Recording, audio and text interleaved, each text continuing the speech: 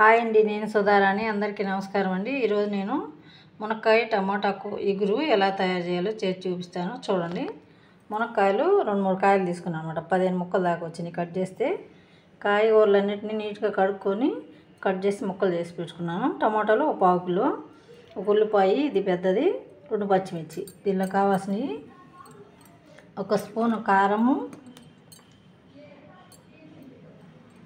అలాగే 1.5 స్పూను కల్లుప్పు, తర్వాత 1/2 స్పూను పసుపు.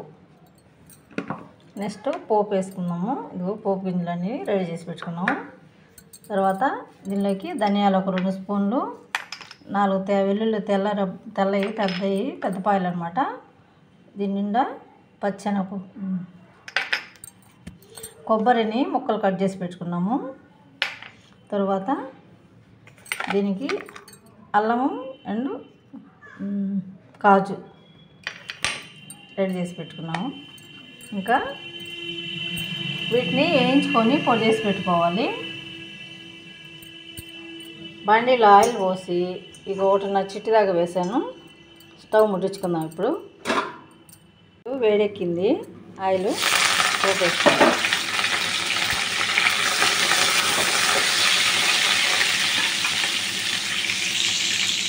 పోపు కాగింది, తాలింపు. వీటిని కూరగాయ ముక్కలన్నీ కట్ చేసుకునేవి వేసుకున్నాం.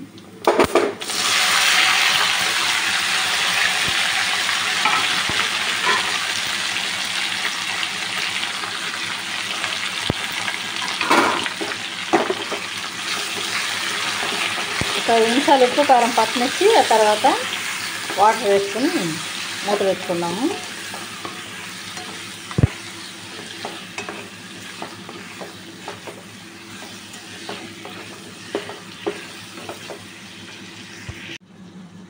కూర మగ్గుతూ ఉంటుంది. తర్వాత 5 నిమిషాలు ఆగి వాటర్ పోస్తున్నాం. మనసా తుల్లి పడకే, అతిగా ఆశ పడకే, అతనికి నీవు నచ్చావో లేదో, ఆ శుభ గడియ వచ్చేనో రాదో, తొందర పడితే అలసేలా. మనసా ఉల్లి పడకే, అతిగా ఆశ పడకే, అతనికి నీవు నచ్చావో లేదో, ఆ శుభ గడియ వచ్చేనో రాదో, తొందర పడితే అలసేలా. మనసా ఏమంత అందాలు కలవని, వస్తాడు నిన్ను వలచి, ఏమంత సిరి ఉంది నీకని, మురిసేను నిన్ను తలసి. చదువా పదవా ఏముంది నీకు, తడుక కులుక ఏదమ్మ నీకు, శృతి మించకే నీవు మనసా. ఇప్పుడు 1/2 లీటర్ వాటర్ పోసి మూత పెట్టేద్దాము.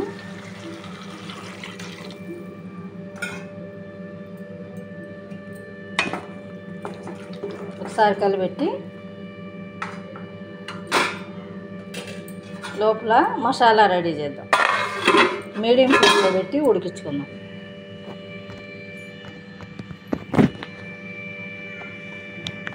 కూర ఉడుకుంటుంది, దించుకుందాం. ఇంకా ఉడికింది. మసాలా వేసుకుందాం, గరం మసాలా.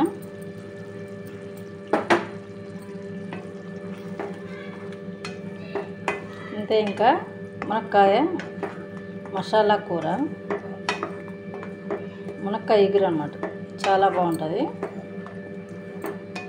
ఒక 2 నిమిషాలు ఉంచుకొని దింపుదాము. స్టవ్ మీద నుంచి కట్టేద్దాం స్టవ్. ఇంకా ఒక 2 నిమిషాలు ఉంచుకుందాం. మునక్కాయ మసాలా కర్రీ చేయడం అయిపోయింది. టేస్ట్ చూసి చెప్తాను. మునక్కాయ కూర చేయటం అయిపోయింది. టేస్ట్ చూసి చెప్తాను.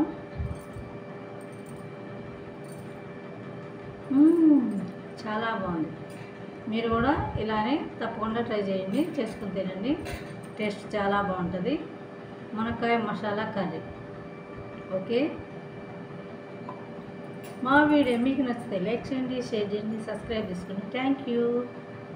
అన్నంలోకి చపాతీలోకి చాలా బాగుంటుంది ఈ కూర.